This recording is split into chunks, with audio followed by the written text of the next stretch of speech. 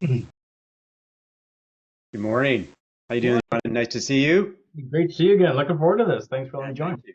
Thank you. Hi, Michelle. Morning. Pleasure Morning. being How you doing? Thank you for joining. It slipped my mind that this was a long weekend, Good Friday. So I I thank people for taking some time out of their holiday for joining me. So we got a bunch of people joining. So It's funny. I have a few calls today, and I think it's because it's Good Friday, and everyone's like cooled down. Big dinner's not till later. yeah, no, it's maybe my timing was perfect. Maybe it was a perfect marketing move. Nice. Accidental marketing. We're just venting a bunch of people here. It's really good, actually.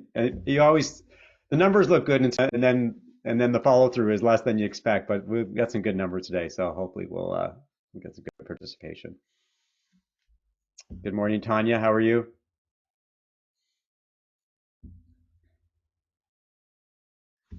still working on my coffee. How are you today? Good. Yes, I've got Good. mine. It's all good.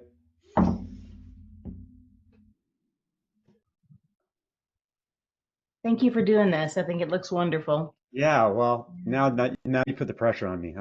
Uh, no pressure. Yeah. No, it'll be good. It'll be fun. It'll be fun. You are no stranger to pressure, Mark. Oh, well, it's interesting though. I in the last 3 years I've done one in-person presentation in the last 3 years. Wow. I know. And What would an audience feel like? it was great. It was, Uh-huh. It when you is. do these kind of The things, energy. it's a totally different vibe when you do it in Hmm. person. Hmm. You're connecting with people. It's real-time interaction. My last audience was a panel, and what I noticed was nobody could share anymore because everyone was so excited. Yeah. Uh, yeah, yeah, it's great. Let's see what we got here. We have 11 so far. People are sort of wandering in. Give people a couple minutes. So yeah, out of curiosity, why are you here? What's your thinking? What caught your attention about this? Um, Anytime anybody else can tell me how to brand, I'm all about what are other people's techniques, tips, success stories, because there is no secret sauce that isn't good to borrow from. Yeah. Yeah, I'm always reading other people. When it comes to positioning, I'm always stealing from other people. I mean, Yeah, yeah. reading There's other so many people. creative things that Oh, that work. so good, so good. Yeah, ditto to that, Mark. We've been positioning for how many decades now, and you can always learn something. And when I saw you do this webinar, it's like, great, I get to learn from this guy. It's great. I'll be, I'm reading lots of people. Like I spend a lot of time on LinkedIn, probably like a lot of people, and there's some really smart positioning people, and I'm looking forward to it. It's interesting that April Dunford is the positioning queen, and I've known April for a long time when she was a telecom marketing executive, and it's really Mhm. amazing how she's repositioned her Hmm. brand from being marketer to positioning expert. Like she's kind of like the benchmark. And what's so fresh, and I don't pretend to have read everything she's written, but it's just pragmatic Yeah. English that you can understand. It's just so fantastic to see that. Yeah, I mean that's why her Just book. like you. Yeah. Yeah. Well, yeah, I mean, yeah, her book obviously awesome if you read it. I don't know if people have read it. I mean, it's not rocket science, but it's super relatable. You read it and you go, I can do that. Like so many business books are so theoretical and conceptual, and you have to get 25 pages in. It's like I don't want to read this thing, right? Okay. All right. So let me give it another minute, and then we'll kick things off. The start is the most important thing. So for this workshop, the start is the most important thing. So I want to give people a chance to be here before they get into it. Oh, Mark, I thought I'd share this. Netscape, you still have it. Wow. That's that's how Mark Break and I that. met. That's worth something. That's how Mark and I met. I It's an was antiquity. Mark Oh, was an amazing journalist back in the day. Still is likely. That's how we I met. yeah, I can still remember meeting Mark Andreessen. Yeah. And he was the bigwig internet executive as opposed to this researcher out of a university. So he already had quite the ego right back then and there. I think he just likes to entertain himself. I think so. He does. Okay, so why don't we get going? I'm just going to share my screen and I'll do this and I'll go into slide share mode. And everyone can see my screen? Yep. I didn't start. Okay, everyone can see my screen? You're all good now? Yep. Okay, great. Let's see what we got here. Okay. All right. So, well, first of all, let me just get started here. Okay. First of all, thank you for. I just want to thank everyone for coming. As I said, as for the people who joined early, this is Good Friday. I didn't realize it was Good Friday when I organized the webinar. So I thank you for taking some of your hopefully day off. Although from what Jonathan Tice told me, no one's taking a day off today. They're all talking on the phone for business. What I want to do, and I mentioned when I was promoting the webinar, is this is a very interactive session. It's all about taking concepts and ideas and turning them into tangible and actual assets. So my goal is by the end of this session is that you'll walk away with a solid positioning statement, or you'll have enough to start working on something that'll matter for your business. So that's my goal for this session. What I want to do, let's see here, sorry. What I want to do is I want to start with something called forward stories, and this is a creative, out-of-the-box thinking exercise, and I'll explain how it works. And let's make sure we have all the participants in. Okay. All right, if you just entered. Okay, so this is the first exercise that we're going to do, and we're on a journey here. We're on a positioning statement and positioning journey, and the more that you participate, the more that you're going to get out of it. So I'll explain to you how this works. So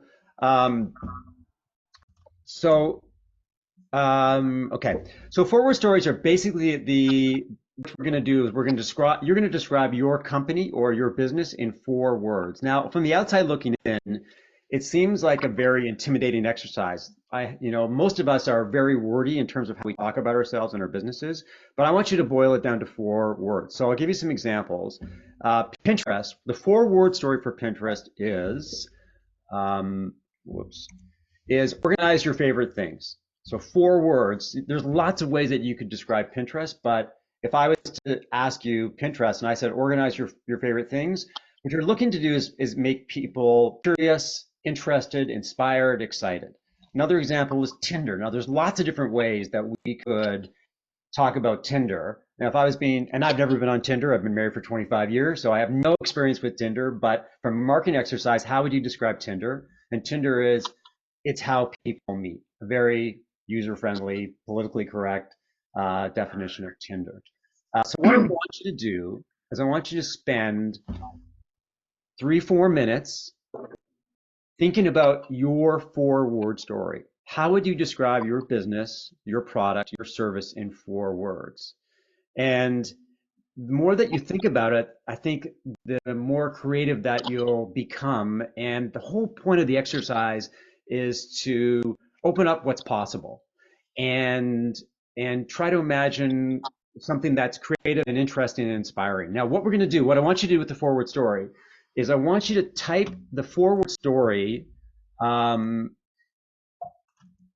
into the chat, but I don't want you to hit enter. Just type your 4-word story into the chat, and then once we're all done, I'll ask everyone once we're all done, then I want everyone to hit enter at the same time. And then what we'll do is we'll all be able to look at the chat, and I'll pick out some of the more interesting 4-word stories, and I'll ask people to raise their hands or come on stage and just explain what their company does and why they did the 4-word story the way that they did it. So is that everyone clear on that? Any questions on that? Okay, so what we're going to do is let's say 3-4 minutes. It's not a lot of time, but essentially it's just let your creative juices flow. Don't think about it, just do it. And you can create as many versions as you want. But when you come up with the version that you'd like, put it in the chat, and then I'll ask everyone if they're finished, and then we'll hit enter, and we'll go through the exercise. All right, you're good to go. Any questions? Let me know. Type in the chat. Unmute yourself.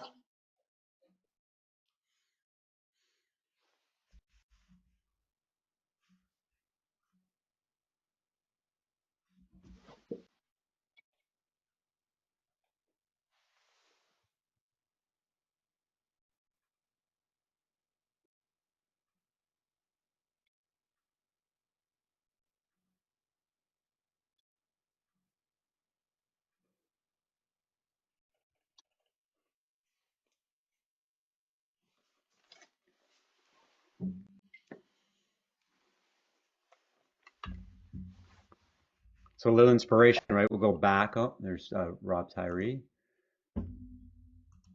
Oops. Hey, Rob. So just to explain what we're doing here is we're doing forward stories. So what I'm asking people to do is explain their company, their product or service in 4 words. And so using Tinder as an example, Tinder, 4 words for Tinder would be, it's how people meet. And so what I'm asking people to do is spend a few minutes just coming up with their forward story, type it into the chat, and when we're all done, we'll all hit enter, and then we'll do a learn and review kind of session.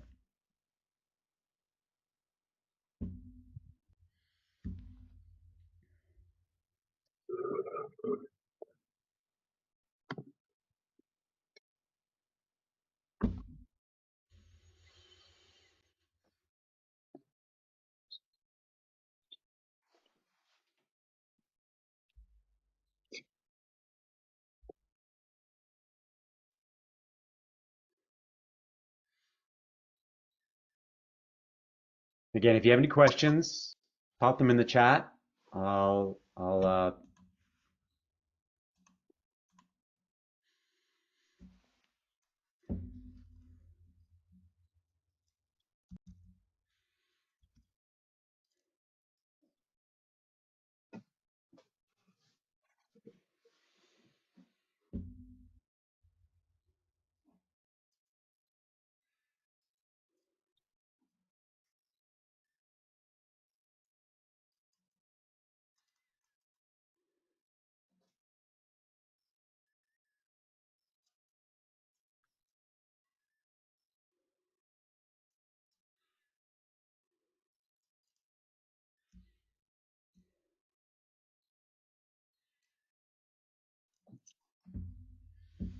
Ooh, 14 people.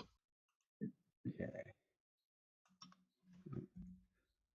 So if you just come into the workshop, what we're doing is 4 word stories. So describe your business or service in 4 words. I know somebody just entered, so if you can do that quickly, that would be great. And as I said, when we're done, we'll type into the chat. Don't hit enter yet. And then when everyone's finished, um, then we'll all hit enter at the same time. So I'll give another 30 seconds. Apologize to people who just joined.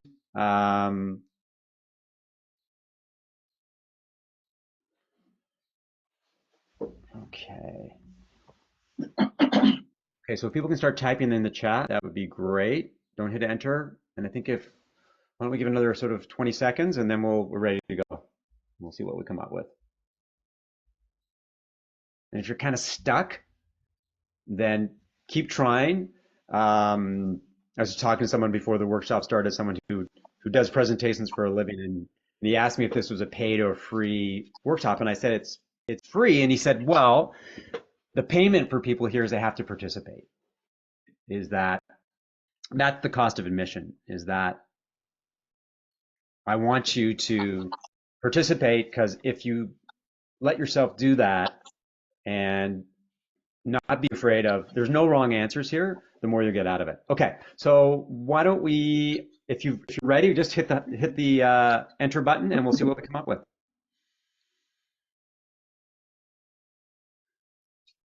Oh, and Yara, you are hot, 5 of them. That's great.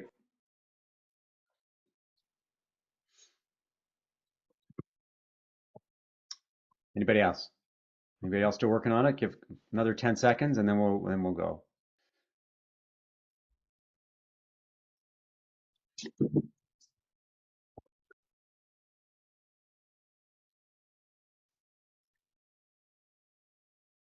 Okay, awesome, awesome.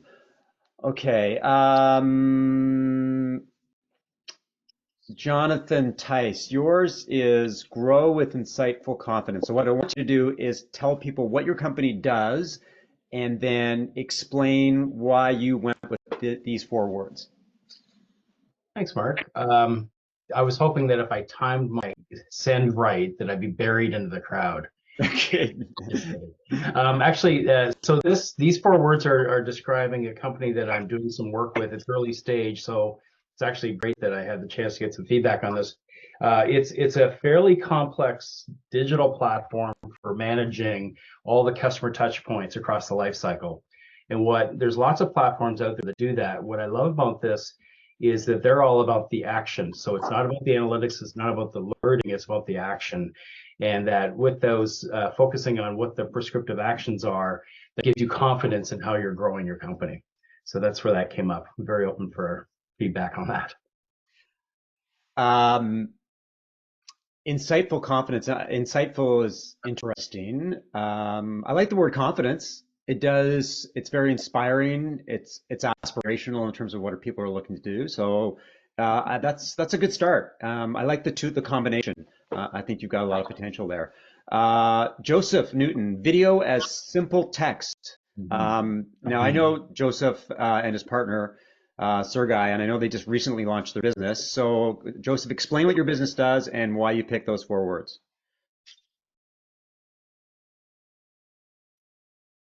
Oh, he's in a cafe. Probably not. Okay, so okay, no worries, no worries. Jay Mill, share your value securely. Explain your company and the 4-word story. Hey, Mark. So the company is Extranet User Manager, and we've developed some software that sits on Microsoft 365 that allows people with Microsoft 365 licenses to bring in outside stakeholders into their license. So it's a bit esoteric, but what we're playing with is this idea of extending the value of your Microsoft licenses because it's quite a big investment. And then also because they're managing all their data in Azure, it remains secure even if they're sharing it with an external audience. My quick feedback would be that value is kind of vague. I don't know what value is. Yeah. Share your information securely, share your account securely, share your data securely. So that would be my quick feedback. Michelle, empower businesses to thrive.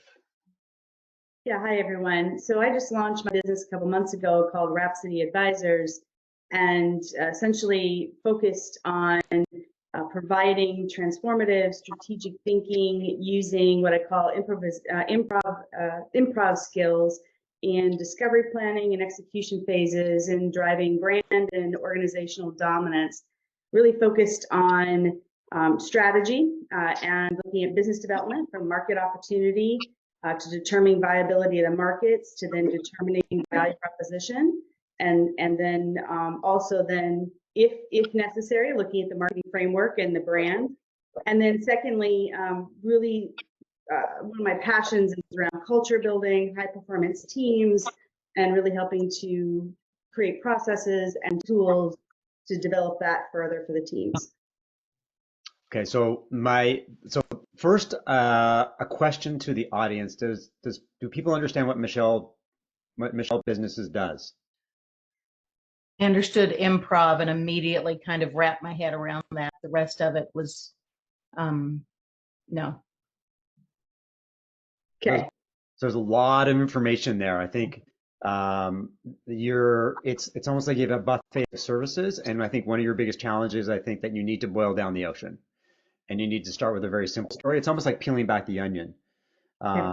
Is that give them a little bit and give them a little bit more and give them a little bit more. So going back to your 4-word story which is empowering your businesses to thrive. I like that. I like the idea that that sort of a door opener. So how does that work? Like, what do you do to help businesses thrive? So I think that's the way that you need to think about it, and that's how I want everyone to think of a forward story. Is that it's how you crack open the door, how you get someone to ask the next question. So tell me more. How does it work? What do you do? If you hit them with a lot of information up front, then it's a little bit overwhelming. So for you, I think if you got any value out of this workshop, it's the idea that simplicity is so important in a fast-moving world, and you can tell your story, you can let it unfold naturally, as opposed to trying to tell everything right up front. I hope Very that's helpful. good.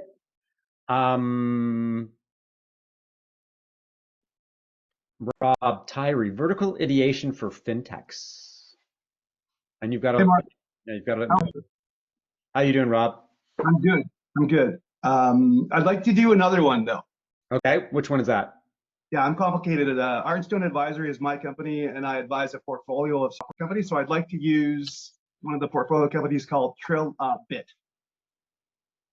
Okay, and what's their forward And story? their forward story is control cloud costs and impact.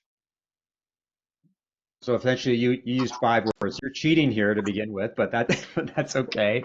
Okay, so what? Okay, so I'll limit it to 4. I'll pick control cloud costs. Okay. So explain what the company does and why you picked the 4 words. What the company does is they have got a specialized data mart that takes streaming information from cloud usage and presents visualizations of that usage to enable enterprises to see their costs and control their costs with different opportunities to switch services. The data lake or the data mart is specialized, so their core competency is to take those services and track them and then make them available with visualizations. So why I picked the 4 words is that that's the highest impact I see that would have a use for their customers, is to control costs. Yeah, I like the idea. I think control cloud costs is that's your value proposition. That seems to be the core of the business. So I like that. I think that's something you can definitely rally on. If that's the key value prop, is helping people save money or helping people find more affordable services, then you can definitely run with that for sure. Why don't we do one more? Tanya, yours is COO to product teams. Michelle and I are kindred spirits because I tend to want to throw all the ingredients into the salad. So I'm fighting with trying to decide what do I want to highlight. I'm a tech executive and I'm pivoting to fractional work. I've picked up an old LLC of mine that I had a long time ago. It's called Boost Consulting, but essentially I'm just a solopreneur out doing fractional work, and the LLC is called Boost. So that's kind of irrelevant at this point. But the COO to product teams is to narrow in on I hope that's clear, but to narrow in on that finite set of things that I do to support product teams from an operational point of view. And it's, reconfiguring product life cycles, looking at portfolio management. I do M&A integrations, all the things that aren't designing the tech and delivering the solutions. I do all the niggly things that the engineers don't like to do, that keep the engineering teams running. That's the bread and butter of the majority of my 20 years in tech. So this is where I landed. What do you think, Mark? I don't know if COO works, to be honest with you. I think there's something else there. Like, I don't know what the word is, but a COO it's more like if you're a C-level executive and what are you doing with product teams? Like, are you guiding them? Are you advising them? The one thing you said at the end and it'd be interesting to get other people's commentary here, is that is you do all the crappy stuff, all the niggly stuff. Yeah, but not at a low level. Right. I'm working alongside the chief product officer, typically doing his bidding. I'm doing board work. I'm not a doer. You're almost like I'm a consigliere. strategist. Yeah. You're the consigliere, the right-hand person, right? Yeah, I open countries. I'm not a project manager. Any advice from people in the crowd? What do you think for in terms of Tanya's positioning? Well, Tanya, I think it's really focused on you as opposed to the benefit you bring to the company. So if you change that paradigm and rephrase it in terms of the benefit, I think it'll be a lot stronger. I heard what you said. Do you have maybe a word that might be an example? For example, what I do is I go into companies, I evaluate where they've got barriers or roadblocks, and I come up with solutions. So basically, instead of saying I come in and I fix X, Y, and Z, I come in and help you overcome your barriers to growth. So it's about them. Yeah, because what I struggled with on those types of wording and these different ones was it was so vague that could be anything. It's not immediately reflective of what you can do. Well, it really depends because as Mark said, this forward story, that's the door opener to get them to want to ask more questions. Yeah. Like most of the time, a lot of times I meet with clients, and when I was vice president of marketing, my boss and I used to start meetings with our team and what's keeping you up at night. Yeah. And right now, I have a lot of my clients, the first thing they tell me is I'm not sleeping well because of. So I start all of my things with I help business leaders sleep better at night. And they say, well, how do you do that? And that's the door opener to get into more detail. And Tanya, we'll get into it. You're part of the journey here. I don't think I could. Maybe one more quick one because Actually, Mark, if I just throw a word for support for Tanya, I'm also launching a fractional. There's 100 things that I could help with. Right. And I've had a real challenge to really nail it down to what's that one thing. And so hopefully that's part of the reason why I'm here. And it's also a reason why I used a third party company for my example, because I'm still not there with my own. Right.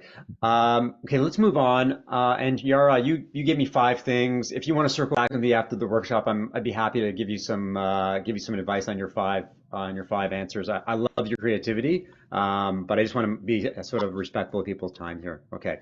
So a little bit about me. I didn't want to make this about me. It's more about you and what you're going to get out of this. So I am a fractional CMO and strategic advisor for B2B SaaS companies. And the reason I believe in positioning is that it's really about making a company the obvious choice for their best customers. And I lean into that with positioning, messaging, and content-driven growth plans. And that's sort of the essence of what I do. And our goal for this session, as I mentioned, is to develop a solid positioning statement that can be deployed right away. I want this to be an exercise where you'll walk away with something tangible and actionable and be able to say, yeah, I think I've got the beginning of my story. And the forward story is really designed to start getting you. It's the first steps of your marathon, right? Or hopefully it's not a marathon, but maybe it's a 10K to help you get there. Okay, so a little bit of context about what brand positioning is and why we're here. And it's a high-level exercise that sets your business apart and makes it the option for your best customers. So the important thing here is that positioning is an internal blueprint. It's not a publicly facing statement. It's something that aligns you and your employees and your partners and anybody who really needs to know what you do and why it matters. It's important because it helps people understand why you matter to them. And ultimately, when we're dealing with customers, they're very selfish. They don't care about you. They don't care about your technology or your service or your product. What they care about is themselves. And they ask that question, what's in it for me? Like, what do I get? How are you going to make my life better or different? They don't care about you. It's all about how you're going to deliver for them. And the other thing, it shapes how prospects and customers see your brand and products. And in marketing and in business, perception is reality. Tanya, you're starting a new business. Anybody who's starting a new business, Michelle, it's all about what is that first impression that you're going to give them so they'll feel confident about doing business with you. And my spiky point of view when it comes to positioning is that it underpins everything. Your marketing, sales, product development, HR, customer success, and raising capital. It's not just a marketing exercise. It really is sort of that internal compass that provides direction to everyone within the organization, so that everyone has a narrative that they believe in, that they can rally around, it really helps set the stage for how they're going to do their jobs moving forward. And this is something I feel like sometimes I'm Don Quixote, like leaning into windmills, because people don't see this or they don't believe it. But this is what I believe. Okay, so here's a question for you, and you can put it in the chat, a quick yes, no. How many of you have developed position or recently updated it?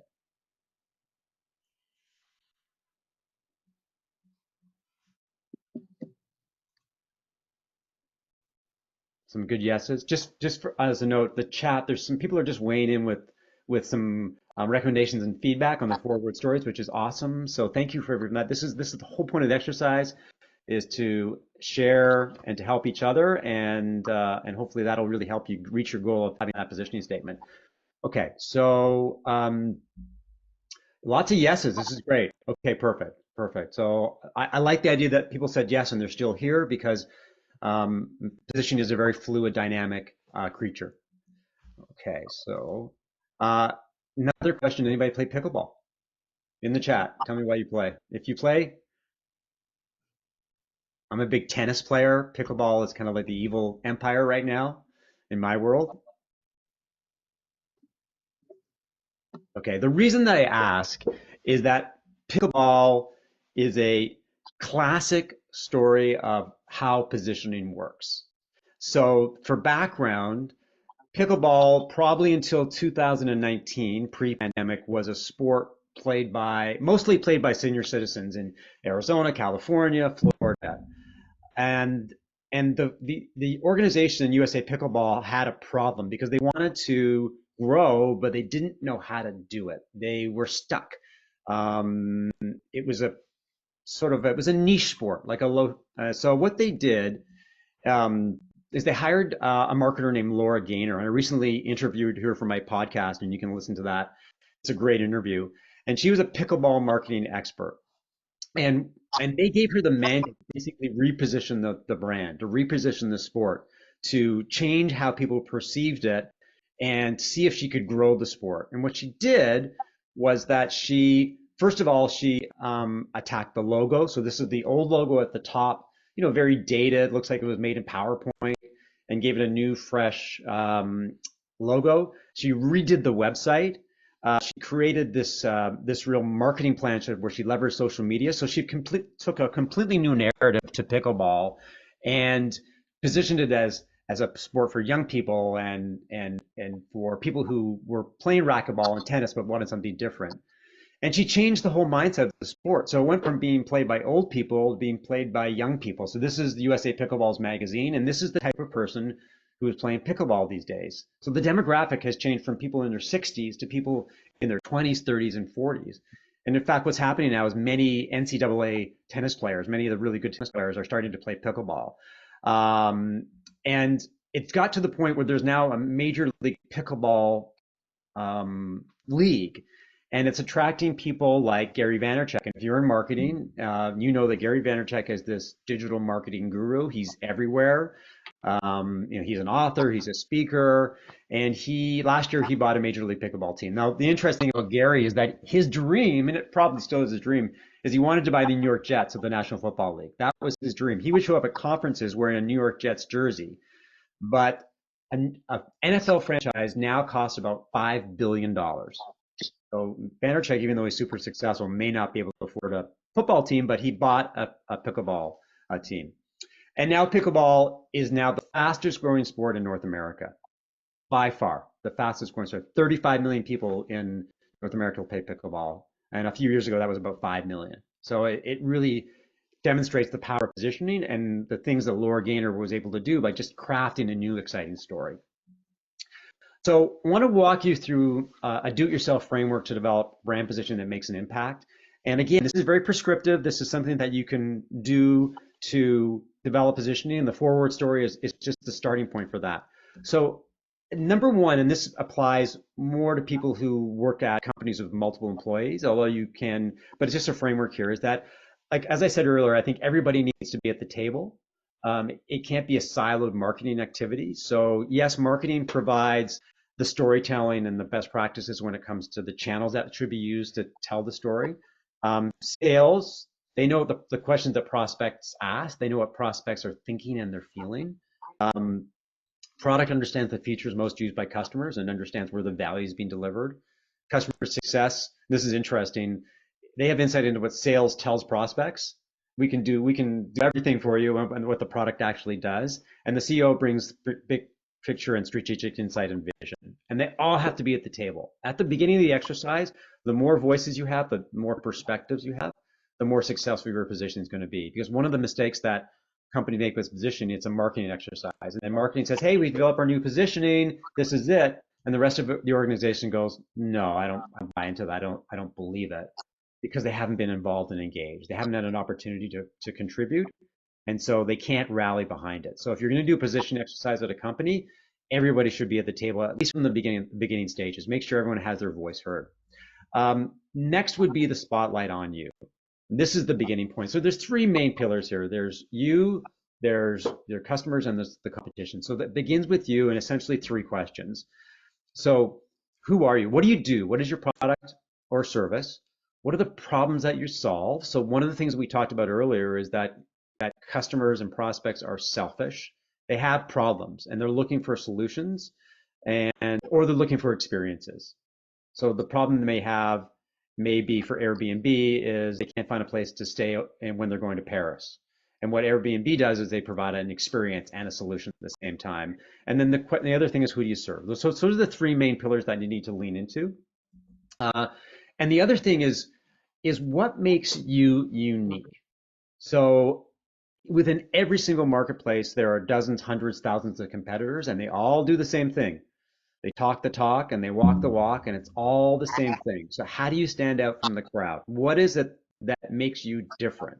And so the exercise to do this, to discover what makes you different, is a SWOT exercise. And most people in the room are marketers, and you're very familiar with SWOT, which is strengths, weaknesses, opportunities, and threats. And I add a U at the end, which is what makes you unique. So the next exercise that we're going to do is we're going to do a mini SWOT exercise. And again, this is a on-the-fly creative exercise, and I want you to focus on two areas.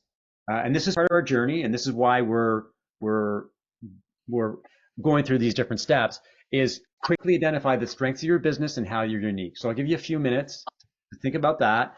And again, we're going to do something. Again, we're going to go into the chat, write down one thing that's your strength of your business and one thing that makes you unique.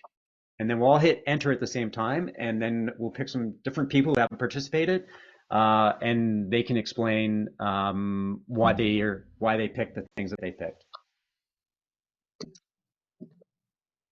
And just to reiterate, creative, no wrong answers. Every creative exercise starts somewhere. It's a line in the sand. So this is just to sort of articulate what's in your head. Maybe right answers. You may bang it out right away, or it may be something just to get you going.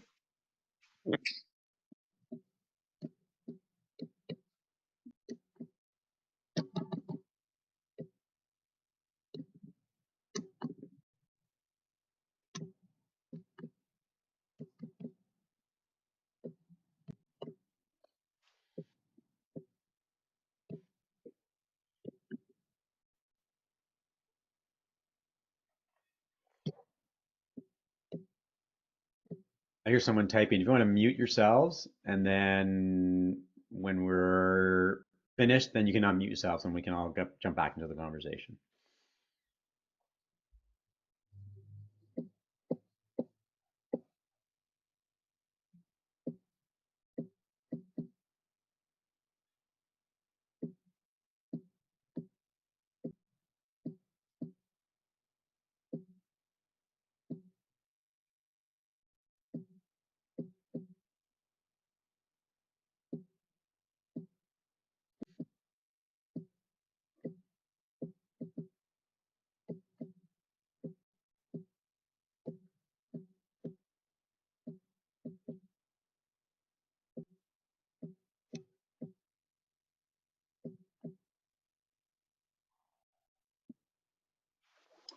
So let's give ourselves 60 seconds. I know that's a challenge when you're thinking about your business, but fire it off and we'll see what you come up with.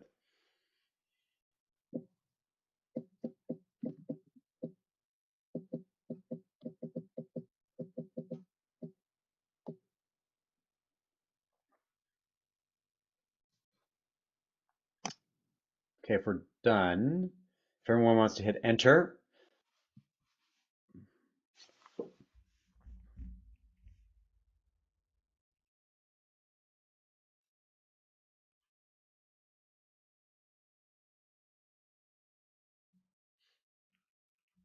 See a few people, Rob, Julian, and Yara.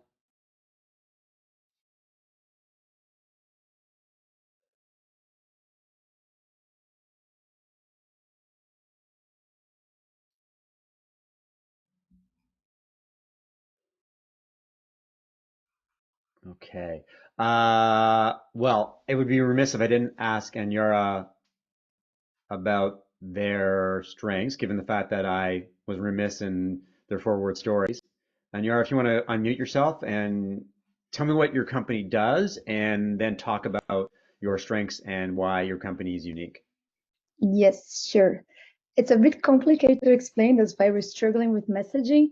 Because actually, what we do, we work with brands that want to either reward their customers on a loyalty program or just offer like a gift to engage them.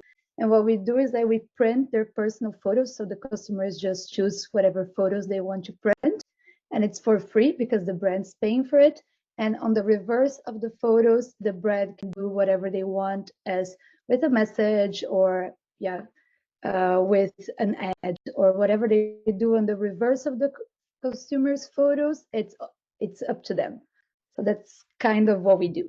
So these are printed photos or are these digital? Yes, printed photos. Okay. And we do all the web app that collects the photos, we ship them, we do the customer service. So the brand just has to tell us like, yeah, I want to do this and I want to put this on the reverse of the photo, and we do the rest. So the strengths of the product are what? Why is this, what do you see as the strengths of the product? You said 100% branded, personalized, memorable. Yeah, so all the journey that the customer goes through, either online and offline, is branded. So it goes with the logo of the brand. They don't have the look and feel of our company, it's their look and feel. And they can personalize the message on the back side of the photo with everything that they collected. Right. So if they collect their name on the journey, on the reverse of the photo can say like, hi, Anjara, nice that you printed your nice photos. Let's create some memories together. So they can personalize the way they want with whatever piece of information they collected. Right. I like the personalization angle, and Anjara also says that their company is the only company in Europe that provides this service. And I think that's an interesting marketing claim. If it's true, then you can say it. But if it is true, then it's something you have to rally around. Yeah, but it makes our job hard because we don't have anyone to compare ourselves to. So like I cannot peek into the competition to see like their messaging and what they're doing. So it's a bit tricky. It also gives you some runway to be creative and to be bold and really step out and to do it. Okay, that's great. Yeah. Pilar, Pilar works for a company that I'm a client. They're a client of mine called Jumag. So Pilar, explain what Jumag does and what you see as its strengths and why it's unique. So Jumag is a company for digital publishing and content performance. So it enables companies to put the content into the next level of digital appearance and also measure it. So you can create, distribute, measure, and monetize your content. And yeah, the strength of this is for me is the capabilities of the product, because we are of the only ones that have the very in-depth and granular analytics, and also the viewer experience is very high with turning the publications into SVG files, so it makes it possible to really have a crisp and clear image on any device. And what makes us unique is, I learned some days ago, because a customer had seen the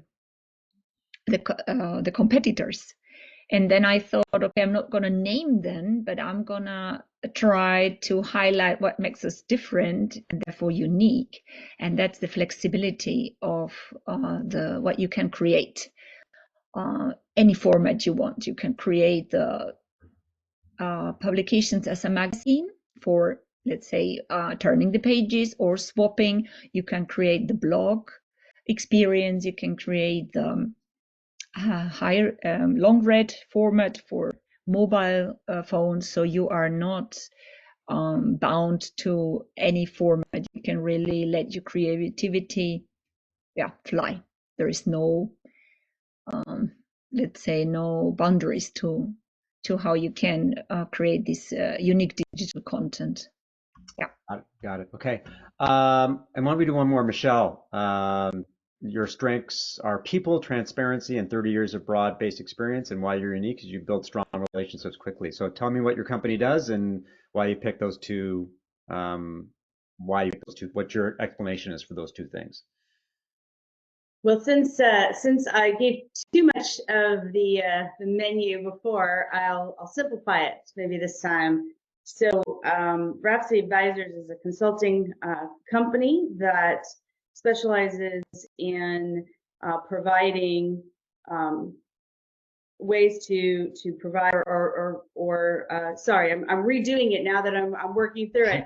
That provides improv skills that unlocks the potential for transforming through problem solving, through communication, effective communication, and leadership to elevate brand performance and organizational success in a competitive global market.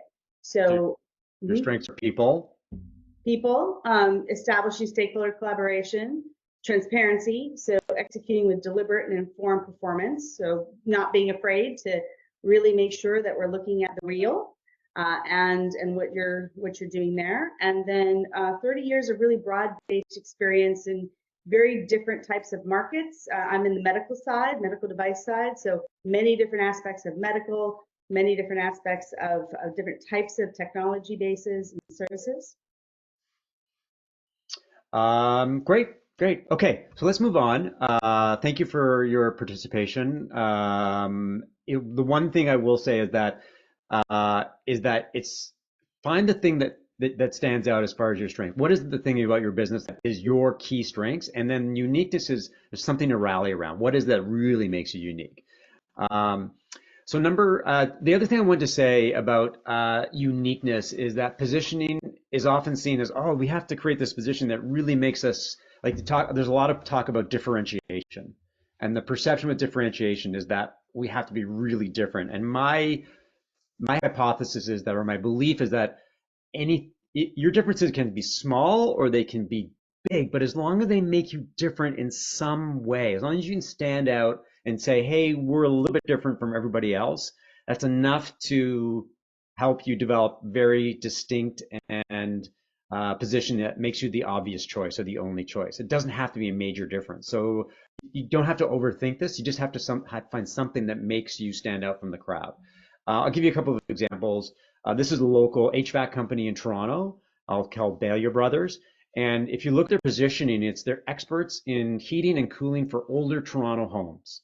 So essentially what they're doing is they're backing themselves into a corner and saying, if you have an older Toronto home, you should do business with us because this is what we're really good at. Now, I would argue that they'll do any Toronto home, but they have made themselves different by saying everybody else just does HVAC, but we're specialists and this is our area of expertise. So just one example. Another example is a company called Plausible.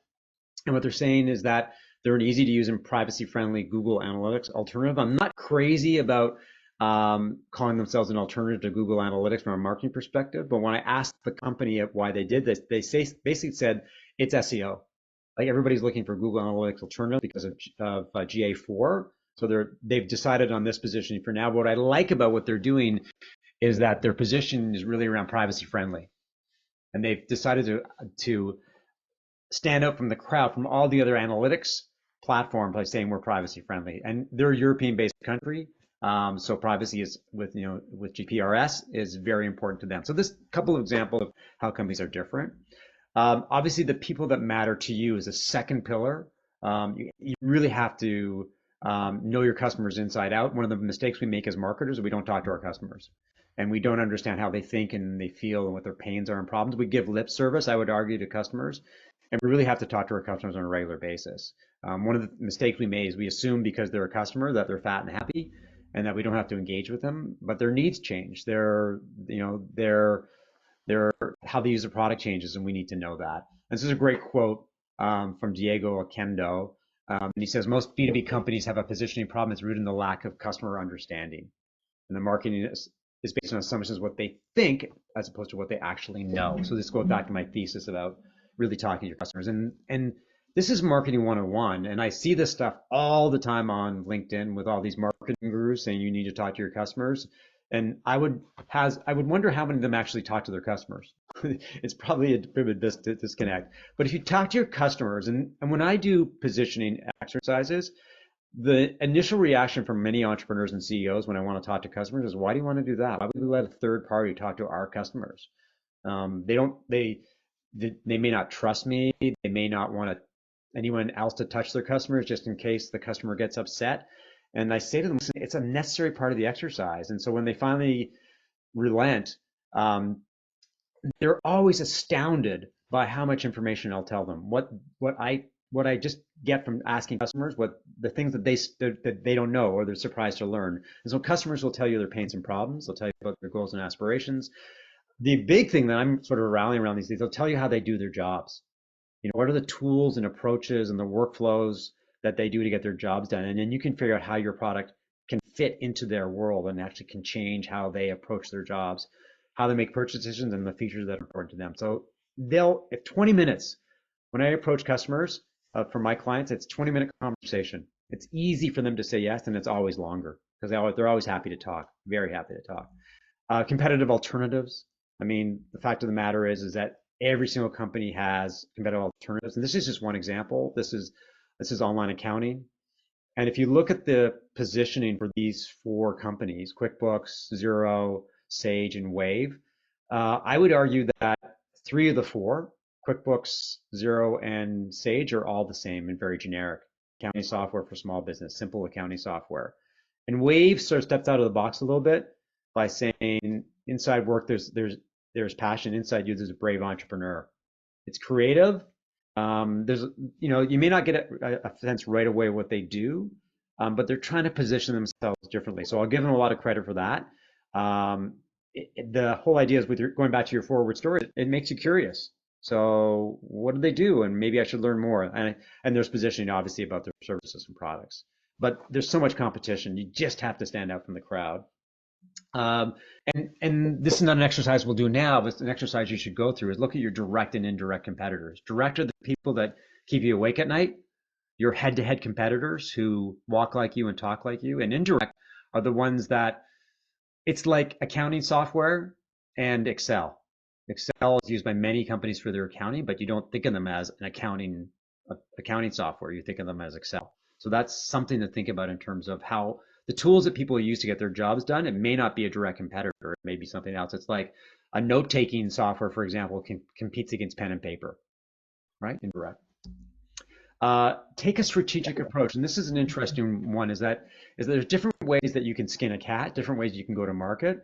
So if you look at these different examples, you can own a benefit like Volvo, which is about safety, or you can be about speed, which is Domino's Pizza, 30 minutes or it's free. Or you can be about low prices, which is Walmart. So you figure something that you can rally around. What is a strategic asset or something unique that you can rally around? Southwest is about customer service, about friendly, welcoming customer service. There's something about these brands. There's these big picture themes that you can rally around. And just to give you an example, when it comes to something that we can all relate to, is the difference in positioning between strategic approach between Haagen-Dazs and Ben & Jerry's. Anybody from the outside looking in, if you had to sort of say, how are Haagen-Dazs and Ben & Jerry's different? What's your answer? How would you answer that question? It's actually very simple when you think about it, very straightforward. Anyone?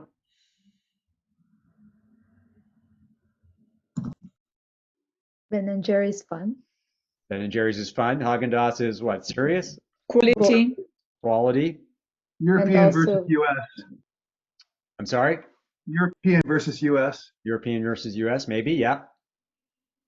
Anybody else? Haagen-Dazs is more classic, and Ben & Jerry's is a little bit like crazy. That is very close to the truth. So if you look at Haagen-Dazs's flavors from a strategic point of view, all the flavors are smooth, right? Vanilla, chocolate, coffee, strawberry, and Ben and Jerry's are all chunky. There's stuff in them, right? Like Chunky Monkey and peanut butter and cookies. Very And American to my very in my maybe to the opinion. Europeans, very American. And so they've taken different strategic approaches to the market, and they position themselves in completely different ways. So if you like classic smooth ice cream, you go with Haagen-Dazs. If you want something a little crazy, you go with Ben and Jerry's. And what's interesting is that Haagen-Dazs dipped their toes into the chunky market at one point in time, and then what happened is that Ben and Jerry's went into the smooth market. And it didn't work for either one of them because their target audiences looked at what they were doing and going, that's not the brand. That's not the experience that we're looking for. And pretty soon, I don't know if it was because they're an oligopoly or not, but they both backed off and then went back to their strategic focus. So it's just a way that you can position your product in a different way. Just one example that we can all relate to. Haagen-Dazs, right? Rob Tyver. Haagen-Dazs is a made-up word. Yeah, exactly. That's that's really the interesting thing about positioning. And you say, Rob, we need an umlaut. the umlaut, and positioning is really art and science, right? It's a combination of the two. Great example, Mark. So that's just one example of bringing position to life. And then another example is you look at positioning from a strategic point of view, and it's Chipotle versus Taco Bell, right? Taco Bell is all about cheap and cheerful. You get a taco for 89 cents, and that's their value proposition. Like it's just cheap and cheerful fast food. And Chipotle is about healthy ingredients, is about making food that's good for the world and good for consumers. Same product for the most part, but just a completely different approach to positioning. So the next step is really boiling down the ocean. So after you've got your you've looked at your product, you looked at your customers, and you've got intelligence about the competition. You've got all this information. You need to boil it down, and this is a process probably takes the most time, but really comes down to what I call craft and draft. And there's some deliverables when it comes to positioning. One is your value propositions, and one is your brand positioning statement. And this is the sort of third part of the creative stool that we're going to focus on today. I know we're bumping up a little bit against time, but I hope you stay with me because this is probably the section that's going to provide you with the most value. It's the idea of crafting a value proposition. And a value proposition is really, in simple terms, is a clear statement about why a customer would choose your product or service. That's it. So you have to tell them right away, you should choose us because of this. And I'll give you an example, and that's Trader Joe's. Now, they're not in Canada, so I have no experience with Trader Joe's, but they're such a good example of positioning. And so their value proposition is they're a grocery chain that makes shopping fun with affordable, high-quality private label products and personalized customer service. Simple value proposition. If you looked at that, and we'll break it down in terms of what they do. So what do you do? They're a grocery chain, right? What are the benefits? They make shopping fun. And how do you do it? Best-in-class private label products and great customer service. Very simple message. And going back to Michelle, this is a great exercise for you, and you're not going to be able to nail this right away. But if you're having a simplicity problem, if you can't explain what your product does right away in 10 or 15 words, then you're really you're going to spin your wheels from a marketing and sales perspective. And this may take you time to do, but you have to start somewhere. And we are going to start right now. So we're going to create a 10-word story. We're going to create your value proposition right now. It's not going to be perfect. It may not even be very good, but you're going to start. And some of you may nail it, and some of you may not so much, right? But I'll give you an example. Go back to your 10-word story. So that's what we're looking for is a 10-word story. Rob, you can cheat if you want to. If you want to put a 12-word story, I'll live with that. But you need to create a very concise and succinct story here. And I'll give you one example. And so this is Tinder. So we'll go back to our example of Tinder. The original 4-word story was it's how people meet, right? So what I've done is I've basically expanded and go, it's an app to meet people using their interest and location. That's a very simple explanation of Tinder, and we could go lots of different places for that. So the exercise here is to create your 10-word story. So again, what we're going to do is we're going to come up with a story. You're going to put it in the chat. and then we're gonna hit enter, and we'll do 2 or 3 examples just to be careful of your time, sensitive of your time, and then we will share and go from there. Obviously, and I'll use ChatGPT to cut my word count. Yeah, hey, listen, ChatGPT. I don't mean to go off a tangent here, but it's such a powerful tool for not creating content, not right now, but a powerful tool for really framing, shaping, structuring your marketing. So the one thing I want to do here is there's some other things that we could do afterwards that we can talk about afterwards. We'll take probably 15 to 20 minutes after. If you want to jump off after this, I'm fine with that because I want to be sensitive to your time, even though it is a Easter Friday. But I would encourage you to stick around for this because this is the section that you're going to get the most value from. And the rest of it is just me sort of talking more about positioning. So if you have to leave, that's fine. Just let me know and we'll go from there. Okay. So let's spend 2 or 3 minutes, no more than that, right?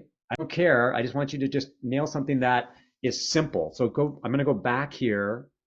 I'm going to go to this, aim for this, or aim for that. So why don't I leave? I'm going to leave this up as your template. And you're right with ChatGPT. It's a tool. It's not a silver bullet. It's not magic. It's just another tool like lots of the other tools that we use.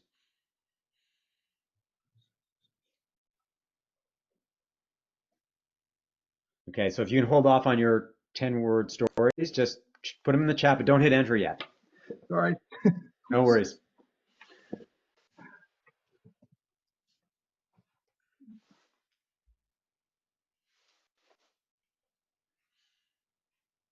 Can you go back to that Trader Joe example that you color coded? Sure thing. Thank you.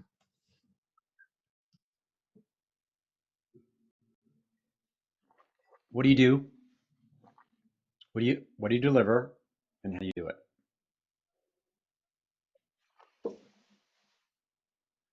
And so mine would be something like, I'm a B2B SaaS marketing consultant who helps companies become the obvious choice through better positioning, messaging, and content-driven marketing, something like that.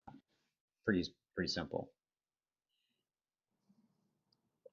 And that's the thing about positioning and value propositions, that it's when you understand the concepts, when you understand, it's not that hard to actually do it yourself. I mean, I'm probably killing my business here by telling you can do it yourself.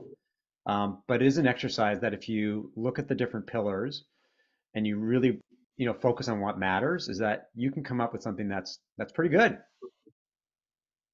And our goal with positioning is to simply come up with something that people understand quickly. They get it right away. They don't have to think about it. They just get it, and then they're piqued enough or curious enough they want to learn more. That's it. That's all we're doing.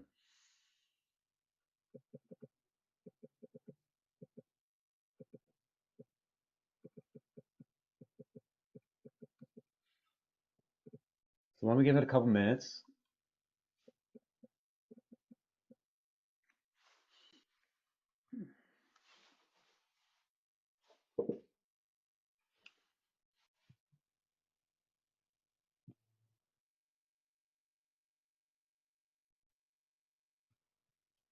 Okay, if you got a 10-word story, hit enter and let's see what we got.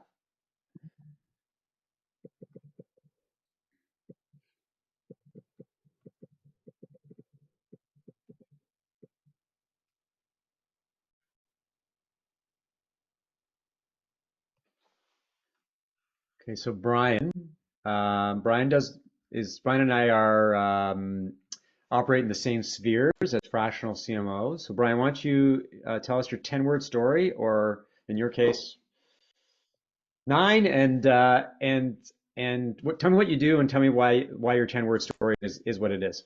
Okay, basically what I do is when I meet with a client, I dig deep into the barriers that they have, mostly from their customer perspective. So I don't look at what their customers do or how they do it. I look at the why behind. I develop insights and then use those insights to marry what the product does and what the customer needs, not what he thinks he needs, but what he really needs to drive marketing-based solutions.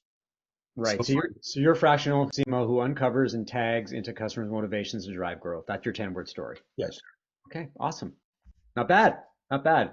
You know,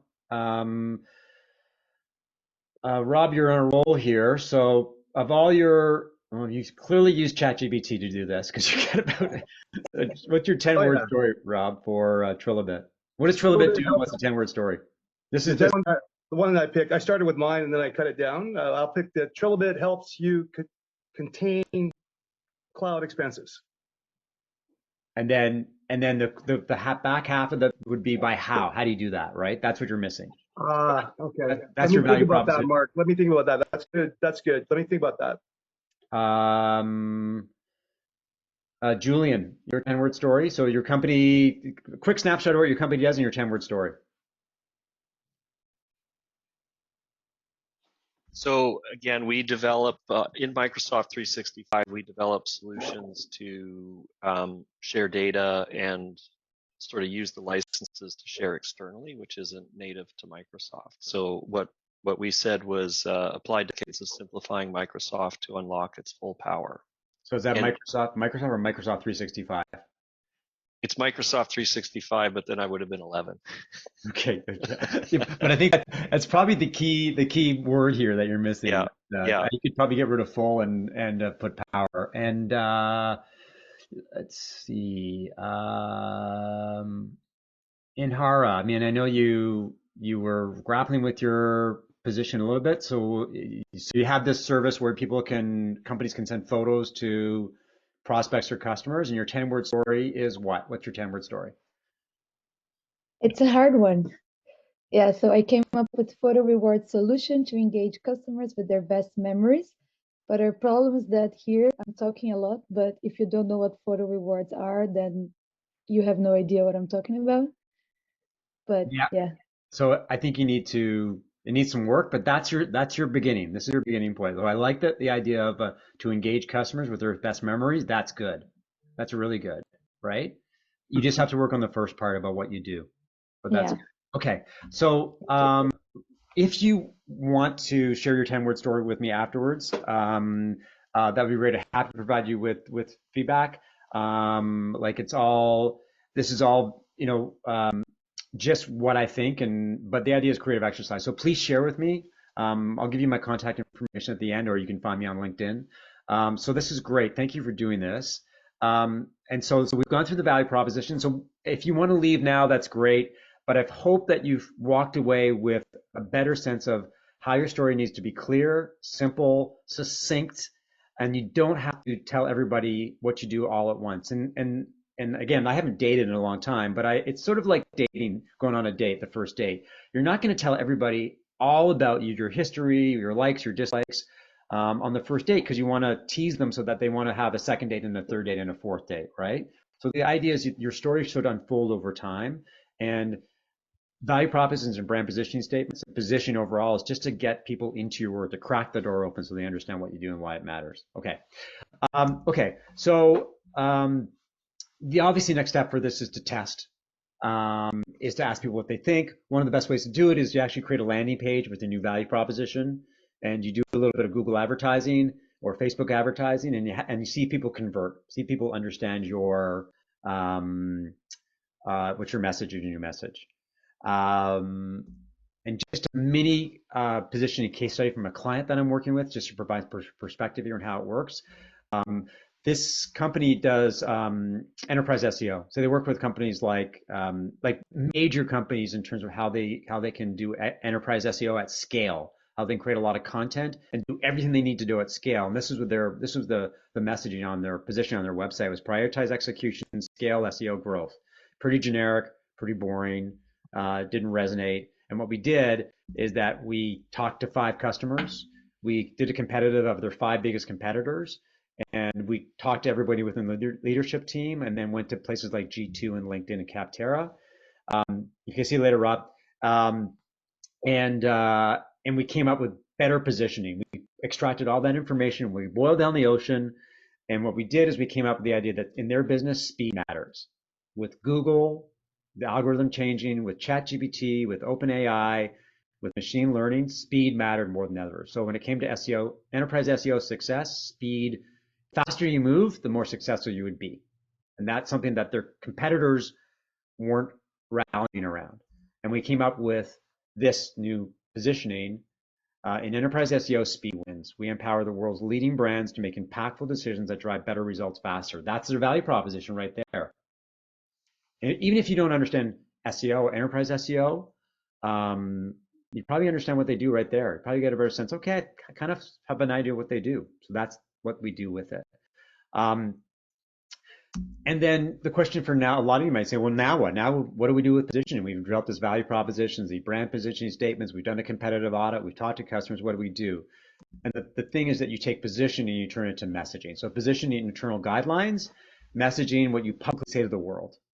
You know, how you articulate your positioning to the world in different places. So, for example, the best thing, the way to start for was to create a story deck that you start with your theme. So you start with this, in this case, it was about speed, why speed matters, what's going on with the world, what customers need to think, what they need to do, and then you can talk about your product. But really, you start with a strategic narrative about how the world's changing and how your product aligns with what people need or the experiences that they want to have. So it's not about your product, but it's about how you meet their needs, how you solve their problems. You weave it into your website. So your positioning is weaved into your homepage. Your value proposition becomes your headlines on your homepage.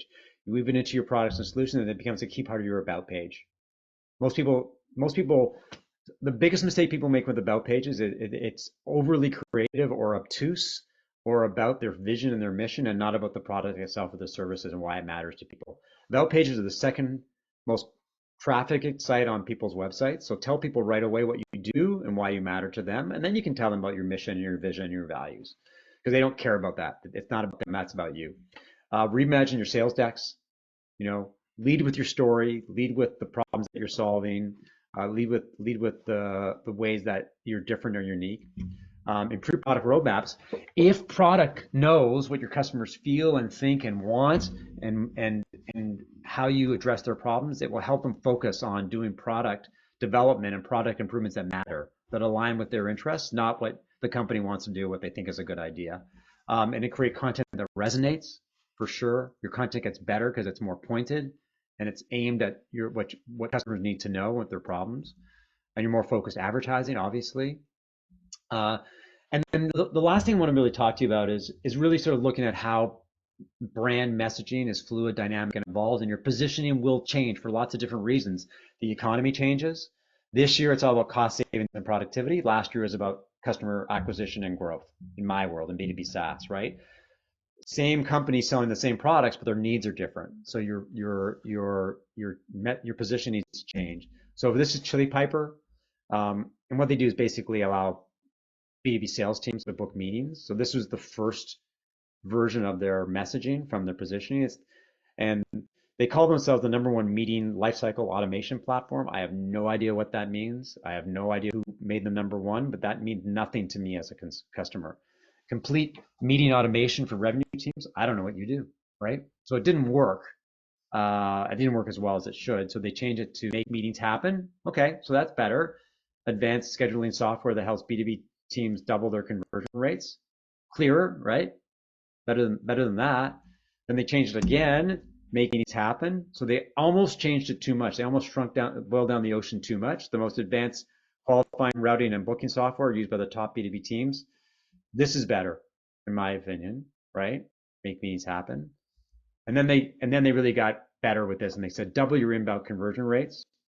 So the message is, this is the brand promise, right? This is why they matter to people that are interested. And what do? They do that. The way that you double your inbound conversion rates is they book with prospects as soon as they express interest in a meeting. That's how they do it, right? And what's the benefit? Get more meetings booked and more pipeline created. This is a classic example of really good positioning and messaging. If you don't understand what they do and what the benefit is for you, then you're missing something here. And so the one thing I do want to leave you with, I'm going to send everybody it's a do-it-yourself positioning crash course for B2B SaaS companies. It applies for B2B companies as well. It covers the fundamentals that we've covered here today, some exercises. So it's a 15-page guide that you can use to remember some of the things that we've talked about today. I'll share the recording of the video as well. The other thing that I'm playing around with is well, we can talk about questions afterwards. The other thing I'm playing around with is a course. Well, I didn't put it in. Sorry. Oh, it's a course that I'm thinking of developing through a platform called Maven. If you're interested in a cohort-based course on how to develop better positioning, obviously it'll be probably 4 or 5 sessions, 6 sessions with worksheets and exercises and videos, really going into depth into position. If you're interested at all, this is just an interest. It's a survey. It's no commitment. Just tell me whether you're interested or not. It gives me a sense of whether there's enough interest for me to launch the course. This is the methodology they use. So I'll share that in the email to you as well. But if you have questions, anybody who's left on the call, I'll be happy to answer questions. Also, if you want to email me, this is where you can get me. The easiest way to find me is probably through LinkedIn. I post a lot of content there. As I mentioned, the one thing I've done recently is I published a second edition of my book called Marketing Spark, which is available on Amazon. It's really a do-it-yourself guide for entrepreneurs and marketers on the basics of brand storytelling, positioning, and marketing. Yeah, if you have questions, I'm happy to answer them now. You can post them in the chat. You can ask me, unmute yourself and ask me, or just connect with me on LinkedIn or email.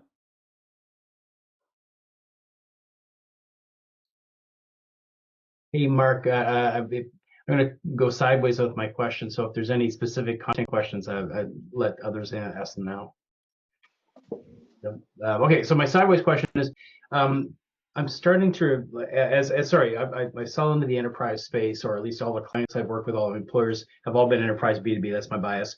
And in a lot of enterprise problems, there's a number of different ways we can solve them. And within each way, there are vendors.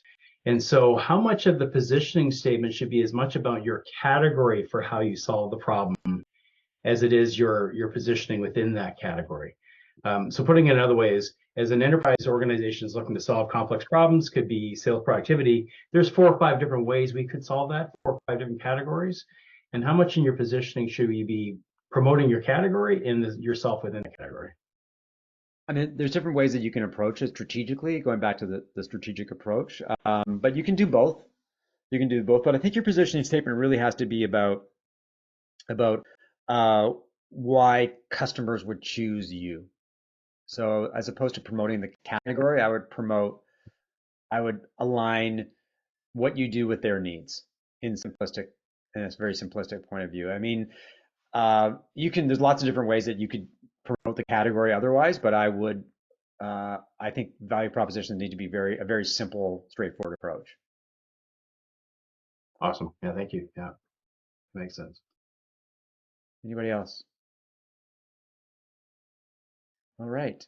A couple of asks. One, any feedback that you want to offer on the workshop?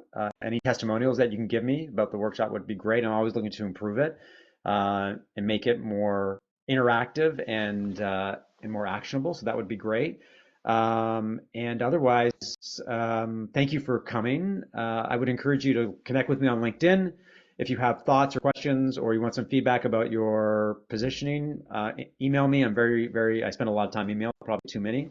But thanks for coming. Thanks for spending your Good Friday with me, and I'll hopefully see you soon. And if you're interested in the course, please fill out the survey. Where can we give you the testimonials? You can send me an email. That would be great. Yeah, that'd be awesome. Okay, thank you very much for that. That would be great. Okay, thank you very much, and enjoy your weekend. Thanks, Mark. Awesome. Bye, everyone. Thank you.